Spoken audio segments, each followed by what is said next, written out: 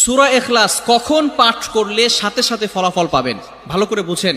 সূরা ইখলাস হচ্ছে পবিত্র কোরআনুল কারীমের ভিতরে ছোট সূরাদের ভিতরে অন্যতম একটি সূরা। তবে ফজিলতের দিক থেকে সূরা ইখলাস হচ্ছে গুরুত্বপূর্ণ ফজিলত, এবং এই সূরাটা এমন একটা সময় আল্লাহ পাক রব্বুল আলামিন নাজিল করে দিয়েছেন যখন আল্লাহ রাসূল সাল্লাল্লাহু আলাইহি ওয়াসাল্লাম দ্বীনের প্রচার করতে লাগলেন। এমন সময় আল্লাহ পাক রব্বুল আলামিন এক আল্লাহর দাওয়াত দিতে লাগলেন।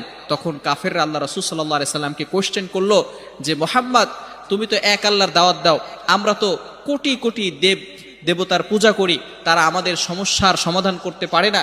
তুমি যে আল্লাহর দাওয়াত দাও সেই আল্লাহ কয়জন এবং সেই আল্লাহর সন্তান আছে কিনা? সাথে সাথে আল্লাহ পাক রব্বুল আলামিন এই কাফেরদের প্রশ্নের উত্তরে আল্লাহ রাসূল সাল্লাল্লাহু আলাইহি সাল্লামের কাছে এই সূরাটি নাজিল করলেন, কুল হুয়াল্লাহু আহাদ আল্লাহুস সামাদ লাম ইয়ালিদ ওয়া লাম ইউলাদ ওয়া লাম ইয়াকুল লাহু কুফুয়ান আহাদ। আল্লাহ পাক রব্বুল আলামিন এক, অদ্বিতীয়, এবং আল্লাহ পাক